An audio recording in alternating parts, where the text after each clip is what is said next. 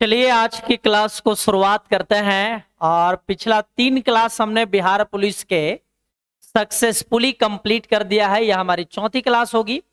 और आज की इस क्लास में भी आप देख पा रहे होंगे कि 10 रीजनिंग और 10 मैथ का डीपली सॉल्यूशन आपको मिलेगा, एकदम शॉर्टकट प्रोसेस से और एकदम एग्जाम पॉइंट ऑफ व्यू से। तो आप शुरू से लेकर के अंत तक वीडियो में बने रहिए, सवाल को देखिएगा तो खुद से सोचने का करिएगा, फिर हमारा सॉल्यूशन देखिएगा ताकि आपके खुद के अंदर का डेवलप सके भाई। ठीक है भाई, कोई दिक्कत तो नहीं है।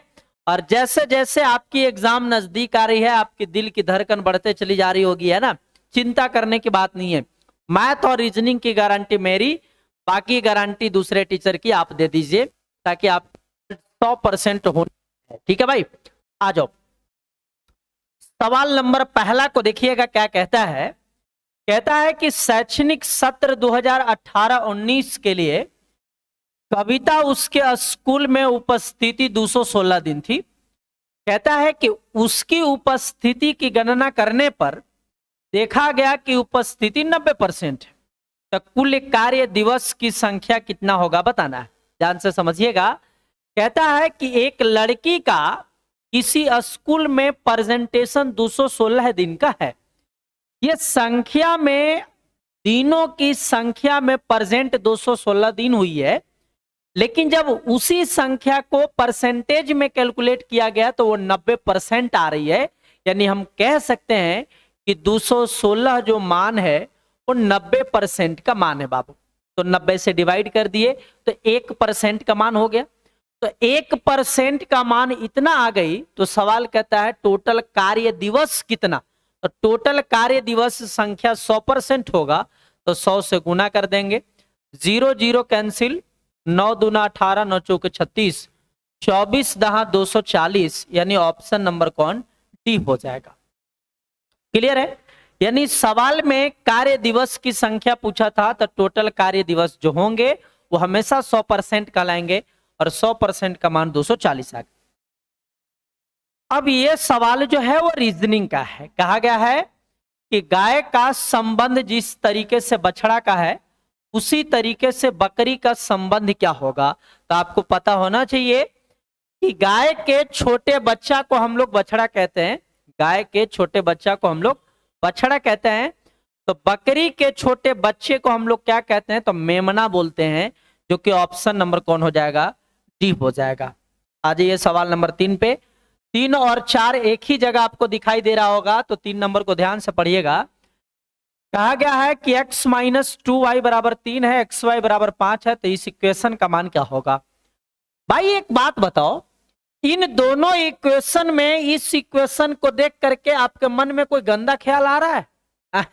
गंदा ख्याल आ रहा है? ध्यान से देखो तो, दो संख्या को गुना करने पर 5 है, इसका सिंपल मतलब है कि एक संख्या 5 होगा और एक संख्या 1 होगा, तभी पॉसिबल है 5 एकम 5, अन्यथा दूसरा टर्म ही पॉसिबल नहीं है। तो अब चूंकि x का मान 5 बोलेंगे, y का मान 1 बोलेंगे, तो यहां पर सेटिस्फाइड देख लीजिए, 5 और 2 एकम 2, 5 में से 2 घटेगा तो 3 आ रही है, यानी सेटिस्फाइड 5 और 1 पर हो रही है। तो यहां रखिए 5 का स्क्वायर 25 और माइनस 1 का स्क्वायर 1, 4 एकम 4, घट करके 21 बन जाएगा, जो कि सवाल का आंसर ऑप्शन नंबर ए हो जाएगा। ठीक है भाई, 3 नंबर में कोई दिक्कत तो नहीं है। अब 4 नंबर सवाल को आप गौर से देखिएगा, यहीं पर हम आपको दिखा देते हैं कि 4 नंबर सवाल क्या है। कहता है कि मोची का संबंध चमड़ा से है तो दर्जी का संबंध किससे होगा। ध्यान से समझिएगा, मोची चमड़ा का यूज करके कुछ प्रोडक्ट बनाता है और उसको सेल करता है, मोची का यही काम है।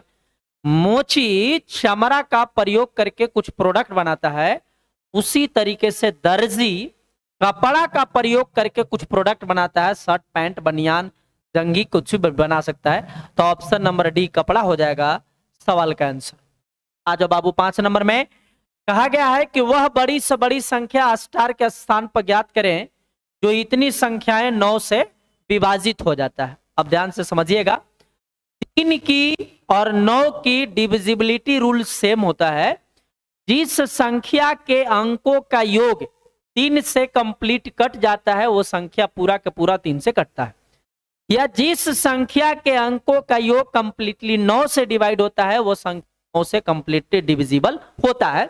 तो सब के डिजिट के सम को जोड़िए, डिजिट को जोड़िए बाबू, 6 और 9 15, एक 16 और एक 17, तो 17 और प्लस स्टार है, तो सोचिए स्टार के जगह क्या रखेंगे ताकि वो संख्या 9 से डिवाइड होगा। तो ऑप्शन नंबर बी रख दीजिए 1। 17 और एक 18, 9 से कट रहा है, तो ऐसा सवाल का आंसर ऑप्शन नंबर कौन देगा? बी देगा बाबू। क्लियर है? 9 से डिविजिबिलिटी रूल यही कहता है कि डिजिट का जो सम होना चाहिए वो 9 से कंप्लीटली डिवाइड हो जाना चाहिए। आ जाओ, एक सवाल और आ गई है भाई रीजनिंग का। कहता है कि निम्नलिखित शब्द में से विषम शब्द चुनिए। तो कभी भी ओड फैक्टर या ओड फैक्ट को आपको पहचानना हो कि कौन विषम पद होगा, विषम टर्म्स होंगे, तो वैसे में शब्द को मत पहचानिए, आप ये देखिए कि कौन कौन कॉमन है। जो कॉमन नहीं होगा वो अनकॉमन में चला जाएगा। तो आप देख पा रहे होंगे कि पत्र, स्पीड पोस्ट और मनी ऑर्डर तीनों ऑफलाइन का केस है, लेकिन जो एसएमएस है वो ऑनलाइन का केस है, जिसमें किसी भी प्रकार का फिजिकल हमारा एक्शन नहीं होता। तो ऑप्शन नंबर सी हमारा अनकॉमन है, एसएमएस। अब ये सवाल आ गई किस चीज का? रिमाइंडर थ्योरम का सवाल आ गई। अब ध्यान से देखो रिमाइंडर थ्योरम की कितनी बेहतरीन होती है कंसेप्ट। भाई एक बात बताओ, यदि मैं पारा पारी एक एक करके देखता हूं तो 83 को 84 से भाग लगाएंगे, तो 83 को 84 से भाग लगाने पर शेषफल -1 बचेगा और पावर 115 प्लस 12 को 84 से भाग लगाएंगे तो शेषफल आप 12 ही बोलेंगे। अब इसको कैलकुलेट कर लेना है। माइनस के पावर विषम संख्या है तो -1 के पावर समथिंग तो 1 और प्लस 12, और 12 में से 1 घट करके 11 आएगा और 11 हमारा रिमाइंडर हो जाएगा। Option number C. बोलिए कितना सहूलियत ढंग से बना दी। आपको केवल निगेटिव रिमाइंडर पे काम करने आनी चाहिए सवाल को इजीली बनाना है तो, अन्यथा पॉजिटिव रिमाइंडर काम करेंगे तो समय थोड़ा सा ज्यादा लग जाता है। ठीक है भाई, आ जाइए सवाल नंबर नेक्स्ट पर बढ़ते हैं।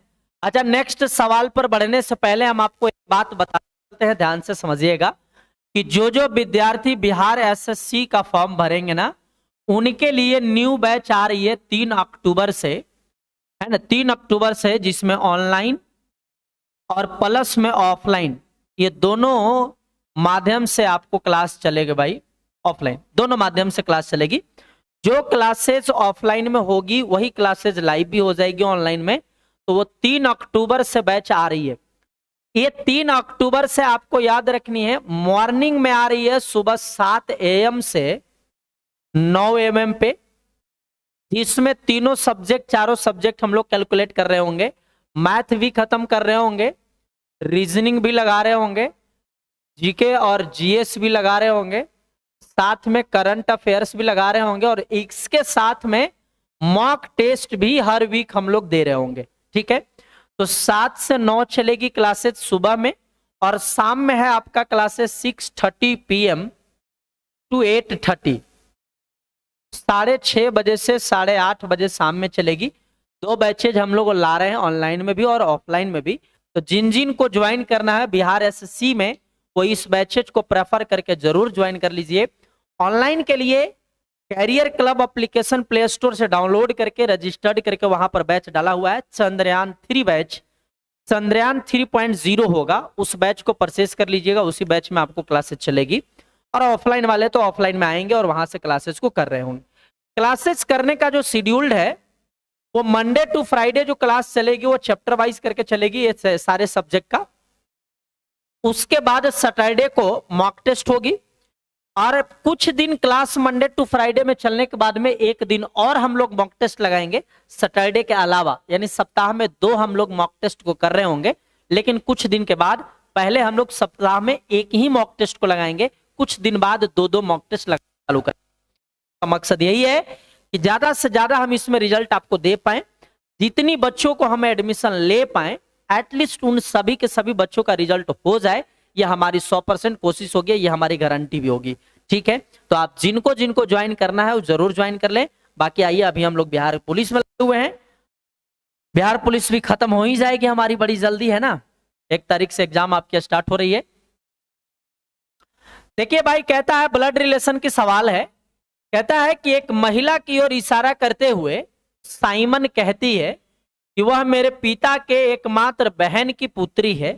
तो बताइए साइमन और महिला में क्या रिलेशन है। सुनिए, महिला बाबू इंडिकेट कर किया जा रहा है और कह रही है साइमन। जो कहती है वो फर्स्ट पर्सन होती है, जिसके बारे में कहा जाता है वो थर्ड पर्सन होते हैं। तो वह हो गई महिला और साइमन हो गई मेरे पी, है ना। तो मेरे पिता यानी साइमन के पिता, साइमन के पिता के एकमात्र बहन के पुत्री कौन है भाई? महिला। सवाल यही कहता है। सवाल कहता है कि मेरे पिता, मेरे का मतलब जो कह रही है, और कह रही है साइमन, तो साइमन के पिता, साइमन के पिता के बहन के पुत्री है। तो साइमन को ये क्या लगेगी? तो भाई साहब, इसके ये बहन जी हैं, तो पिता के बहन हो जाते हैं बुआ, दिस कॉल्ड बुआ। और बुआ के बेटी को हम लोग बहन कह पाएंगे, यानी फुफेरी बहन अप्लाई हो रहा होगा, जो कि आंसर ऑप्शन नंबर बी होगा। आजा बाबू सवाल नंबर नेक्स्ट पे। सवाल नंबर सिस्टम क्या कहता है कि इन इक्वेशन में अभाज्य गुणनखंडों की संख्या क्या होगा। किसी भी इक्वेशन को या कोई भी संख्या दिया हो और उसको निकालना हो कि अभाज्य गुणनखंडों की संख्या कितना होगा, प्राइम फैक्टर की संख्या कितना होगा, तो दो स्टेप पे काम करना है। पहला स्टेप कि सभी बेस को अभाज्य संख्या में ब्रेक करना है। दूसरा स्टेप सब पावर को जोड़ दीजिएगा तो अभाज्य गुणनखंडों की संख्या हो जाएगा। तो हम इसको प्राइम फैक्टर में तोड़ते हैं तो 2 के पावर 2, और चूंकि पावर और पावर गुना होगा तो बन जाएगा 10 दूना 20। आगे ब्रेक करते हैं तो 7 चूंकि अभाज्य संख्या में है तो उसको ब्रेक नहीं करना है। 16 को लिख सकते हैं 2 के पावर 4, और चूंकि पावर 4 और 2 गुना होगा तो बन जाएगा पावर 8। उसी तरीके से 11 एज इट इज रह जाएगा अभाज्य संख्या में, और 10 को लिखा जाएगा 2 गुने 5, पावर ये दोनों पे 2 चढ़ेगा।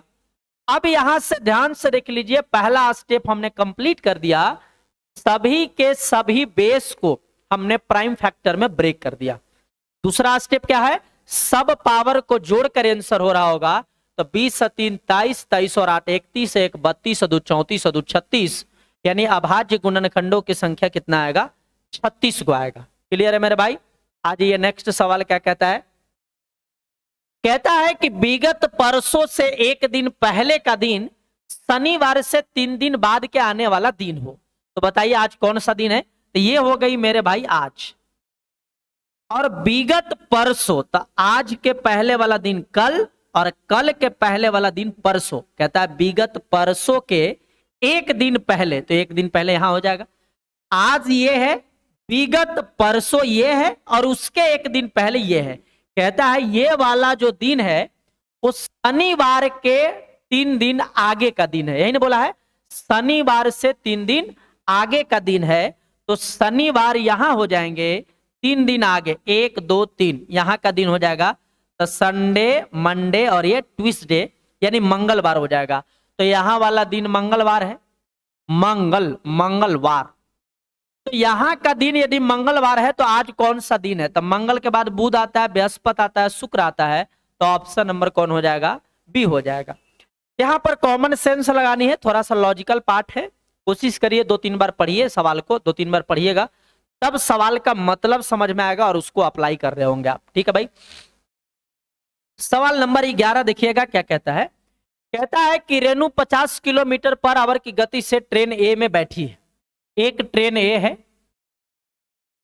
और इस ट्रेन में बैठी हुई है, 50 किलोमीटर पर आवर की चाल से चल रही है। रेणु यहां बैठी है, मान के चलिए ये रेणु देवी जी हो गए, रेणु हो गई। कहता है एक की तिगुना लंबाई का एक अन्य ट्रेन बी है, एक अन्य ट्रेन बी है जिसकी लंबाई 3 गुना है। तो इसकी लंबाई को x मीटर मानिएगा तो इसका हो जाएगा 3x मीटर, और इसकी चाल 58 किलोमीटर पर आवर है। कहता है कि ये रेणु इस ट्रेन को 15 सेकंड में पार कर लेती है। तो बताइए ट्रेन ए की लंबाई कितना होगा? अब यहां पर एक बात समझने वाली चीज है कि ट्रेन ए की भी अपनी लंबाई है और ट्रेन बी की भी अपनी लंबाई है, लेकिन दूरी जो यहां काम करेगा वो केवल और केवल ट्रेन बी का लंबाई होगा। आप कहेंगे क्यों? तो ध्यान से समझिए। कहता है कि ट्रेन बी को पार किया गया है, ट्रेन ए पार नहीं किया है। ट्रेन ए में बैठी हुई एक यात्री रेणु देवी पार की है। तो चूंकि रेणु जो होगी वो एक लड़की होगी और लड़की की लंबाई मनुष्य की लंबाई 0 हो जाएगा, तो ये लड़की इस ट्रेन को पार की तो दूरी केवल और केवल ट्रेन का लंबाई कहलाएगा, और ट्रेन की लंबाई 3x है तो दूरी हमारे पास 3x हो जाएगा। 4x मत ले लीजिए गलती से, बहुत विद्यार्थी यहां पर मिस्टेक कर जाएंगे। दूरी 3x और दूरी बराबर होता है चाल गुणे समय। यहां पर चाल चूंकि दोनों गाड़ी एक दूसरे के अपोजिट में चल रहा है, एक दूसरे के विपरीत में चल रहा है, तो रिलेटिव स्पीड हो जाएगा s1 प्लस s2, यानी दोनों चाल जोड़ा जाएगा। तो एक चाल 50 है और एक चाल 58 है, तो जोड़ेंगे तो 108 किलोमीटर पर आवर होगा, और 5/18 से गुना करेंगे तो मीटर पर सेकेंड। तो दूरी बराबर चाल गुने समय कर देंगे।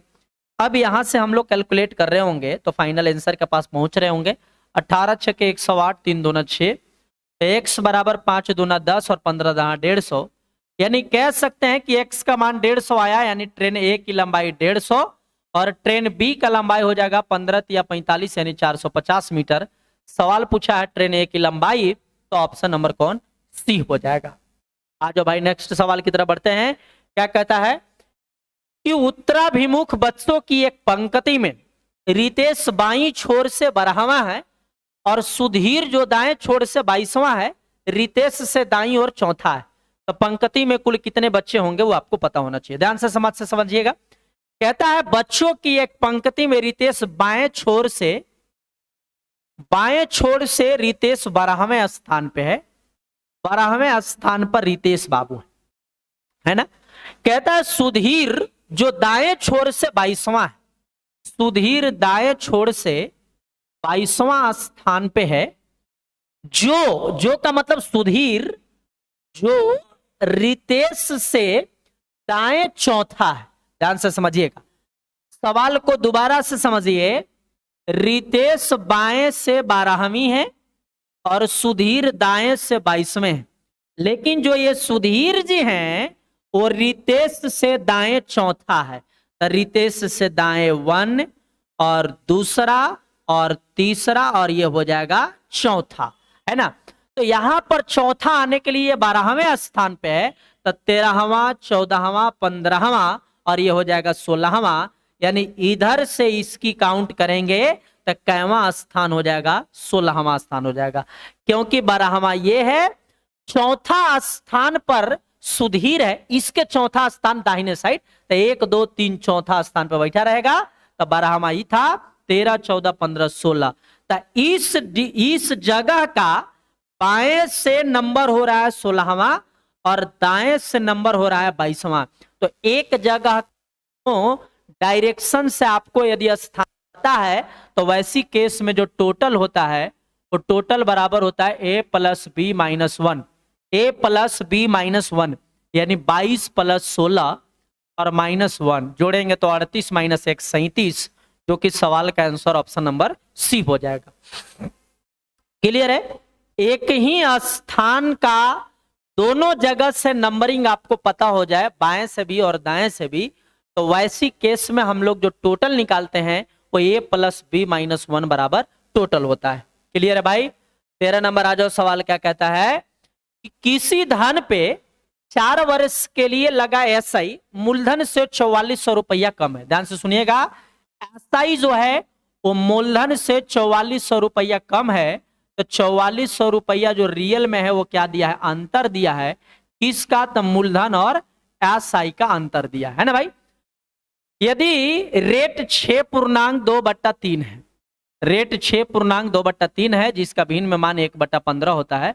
अब ध्यान से समझिएगा, अब चूंकि रेट 6.2/3 दिया था तो भिन्न में मान 1/15, तो 15 हो जाएगा प्रिंसिपल और 1 हो जाएगा 1 साल का एस। तो हम कह रहे होंगे कि प्रिंसिपल हमारे पास 15 है और एसआई चूंकि 1 साल का 1 है, तो टोटल 4 साल समय दिया है, तो 4 साल का एसआई 4 हो जाएगा। तो बताइएगा प्रिंसिपल और एसआई में डिफरेंस रियल में यूनिट में कितना आएगा, 11, लेकिन रुपया में डिफरेंस कितना है, 4400। तो 4400 को भाग लगा देंगे डिफरेंस 11 से। निकालना है कोची भाई, मूलधन ज्ञात करें और साधारण ब्याज दोनों। तो मूलधन निकालना है तो 15 से गुना कर देंगे और यदि साधारण ब्याज निकालना रहेगा तो 4 से गुना कर देंगे। अब यहां से मूलधन निकालिए 4, 15 चौके 60, 6,000 मूलधन और 4 चौके 16, 1600 हो जाएगा कोची भाई एसआई। तो हमसे एसआई पूछा है तो आंसर 1600। और यदि मूलधन पूछता तो आंसर हो जाएगा 15 चौके 60 यानी 6,000। लिख तो दिया है दोनों, लेकिन ऑप्शन में कोई एक को दिया है, तो यहाँ पर एसआई निकल के आया है बाबू 1600। ठीक है, आ जाए नेक्स्ट सवाल पे। सवाल कहता है कि एक खास कोड भाषा में रेल को इतना लिखा जाए, टेप को इतना लिखा जाए, तो इसको कितना लिखा जाएगा। अच्छा आप ध्यान से देखो, जिस लेटर का कोड मांग रहा है वो लेटर यही दोनों में से पिक किया गया है ना। तो हम कह सकते हैं कि आर का कोड 5 होगा, ए का कोड 7 होगा, आई का कोड 9 होगा, एल का कोड 6 होगा, टी का कोड 3 होगा, ए का कोड 7 होगा, पी का कोड 4 होगा और ई का कोड 8 होगा। तो पहले पूछा है पी ए, तो पी देखेंगे तो इधर से दूसरा है, तो इधर से दूसरा 4 हो जाएगा। ए इसमें बाएं से दूसरा है तो 7 हो जाएगा। 4 और 7 यहां भी और यहां भी है, ये नहीं होगा, ये नहीं होगा। उसके बाद क्या है भाई आई, आई देखो यहां पर है बाएं से, सॉरी दाएं से दूसरा, दाएं से दूसरा 9, 4 7 9, ऑप्शन नंबर कौन ए हो जाएगा। उसी लेटर का कोड आपसे मांग रहा है तो लेटर का ही कोड डायरेक्ट दिया हुआ रहता है, उसी का यूटिलाइज कर लीजिए, आंसर आ जाएगा। अब आ जाओ भाई, सवाल क्या कहता है। कहता है कि एक छात्र 36% अंक प्राप्त करता है और 32 अंक से फेल कर जाता है। 36% लाया है और 32 अंक से फेल किया है, ठीक है भाई। और जब वह 48% लाता है तो 44 से 64 अंक ज्यादा है। 48% पे 64 अंक ज्यादा हो जा रहा है। आपको क्या करना है, दोनों के बीच का अंतर लेना है तो 12%, और यहां पर अंतर लेंगे तो एक में माइनस है एक में प्लस है, तो दोनों जुटेंगे भाई तो 96 आ जाएगा। तो 12% का मान इतना, तो 1% का मान कितना हो जाएगा 8, यानी 1% का मान 8 आ गया। सवाल हमसे पूछता है कि बताइए टोटल मार्क्स कितना, तो 100% का मान लाते जो कि हमारे पास आंसर 800 आता, लेकिन हमसे ये टोटल मार्क्स पूछा नहीं गया, हमसे पूछा गया है पासिंग प्रतिशत मार्क्स, बताइए कितना होगा। तो आप सोचिए 8 अंक पर 1% है तो 32 अंक पे कितने परसेंट होगा, 4% होगा, यानी 4% से लड़का फेल कर रहा है। तो 36% लाया था, 4% पर फेल कर रहा है, यानी पास होने के लिए टोटल कै परसेंट चाहिए था, 40% चाहिए था, जो कि आंसर कौन हो जाएगा, ऑप्शन नंबर बी 40%। क्लियर है। आप इससे भी ला सकते थे, कोई दिक्कत नहीं है, कि 64 अंक ज्यादा लाया, 8 अंक पर 1% है तो 64 अंक पे कितना परसेंट होगा, 8% अधिक होगा। तो 48 में से 8 माइनस हो जाएगा तो 40% पे पास हो जा रहा होगा। तो इस केस में हम लोग इसमें से माइनस करेंगे और फेल वाला के केस में इसको इसमें जोड़ देंगे। क्लियर हो गई सवाल, परसेंटेज के बहुत धाकड़ सवाल होती है। 16 नंबर पे आइए। 16 नंबर कहता है, देखो भाई इत्मीनान से बैठनी है, ऐसा कुछ भी नहीं है कि सवाल का लेवल बहुत ज्यादा बिहार पुलिस में रहेगा आपका। बिहार पुलिस की जिस तरीके से बंदूक टंगवाता है उस तरीके से लेवल उसी रूप में रखेगा, तो बहुत ज्यादा लेवल नहीं जाती है। आप आराम से माइंड को एकदम शांत करके एग्जाम में घुसिएगा और 100% परफॉर्म करके आइएगा। हम कहते हैं कि सब सेशन को शुरू से लेकर अंत तक देखिए और इसी सेशन में से सवाल कहीं ना कहीं से पिकअप करेगा, दूसरा जगह से आने वाला है नहीं, समझ गए। देखिए नेक्स्ट सवाल कहता है कि ABCD 5 नदियां हैं, ए बी से छोटा है। भाई साहब ए जो है वो बी से छोटा है, छोटा है तो नीचे हो जाएगा, ए बी से छोटा है मगर ई से लंबा है। ए बी से छोटा है और ई से लंबा है, ए बी से छोटा ई से लंबा। कहता है कि सी सबसे लंबा है, सी सबसे लंबा ऊपर हो जाएगा भाई। डी बी से बहुत छोटा है, डी बी से बहुत छोटा है लेकिन ए से कुछ लंबा है। ध्यान से सुनिए, एक नदी डी है जो बी से छोटा है लेकिन ए से लंबा है, तो यहां पर डी हो जाएगा। तो सवाल कहता है सबसे छोटा नदी कौन है, तो सबसे छोटी भाई ई है, जो कि आंसर ऑप्शन नंबर डी हो जाएगा। छोटा का मतलब नीचे और बड़ा का मतलब ऊपर रिप्रेजेंट करना है। आइए नेक्स्ट सवाल की तरफ बढ़ते हैं। कहता है कि 7 क्रमागत सम संख्याओं का औसत 16 है, तो सबसे बड़ी और सबसे छोटी संख्या का औसत मान ज्ञात करे, क्या हो, अंतर ज्ञात करना। ध्यान से सुनो भाई, यदि 7 क्रमागत सम संख्या लिखिएगा, 7 क्रमागत विषम संख्या लिखिएगा या फिर 7 क्रमागत प्राकृत संख्या लिखिएगा, उनका जो होगा वो मिडिल टर्म होगा। तो हमने 7 को डैश मान लिया, 1 2 3 4 5 6 7। इन सातों का जब एवरेज निकालेंगे तो मिडिल वाला टर्म होगा ये वाला, और यही एवरेज का मान कितना दिया है 16, यानी मिडिल टर्म हमारे पास 16 है। यदि उसके बाएं तरफ हम लोग जाते हैं, बाएं तरफ जाते हैं तो हमारे पास छोटी संख्या आएगा, और दाएं तरफ आगे की तरफ बढ़ेंगे तो बड़ी संख्या आएगा। तो 16 के आगे 18, 20 और ये हो जाएगा 22। 16 के पहले जाएंगे तो 14, 12 और ये हो जाएगा 10। तो छोटी हो गया 10 और बड़ी हो गया 22। दोनों के अंतर पूछा है तो आंसर 12 होगा, ऑप्शन नंबर कौन, बी हो जाएगा। क्लियर है? तो कभी कभी छोटी संख्या पूछेगा, कभी कभी बड़ी संख्या पूछेगा। अभी पूछा है छोटी और बड़ी का अंतर, तो आंसर हो जाएगा 12। आइए भाई नेक्स्ट सवाल की तरफ बढ़ते हैं। कहता है कि यदि हरा का अर्थ लाल है, देखो रीजनिंग का बात क्या, हरा का अर्थ लाल है, कैसे हो सकता है बताओ, लेकिन रीजनिंग दिया है तो मानना पड़ेगा। हरा का अर्थ लाल है, लाल का अर्थ है पीला है, और पीला का अर्थ नीला है, नीला का अर्थ नारंगी है ना। साली का अर्थ भौजी है, और भौजी का अर्थ साली है। कुछ भी रहे डजंट मैटर, खाली लास्ट वाला लाइन पढ़ना दिया है। लास्ट में पूछा है कि बताइए आकाश का रंग कैसा होगा।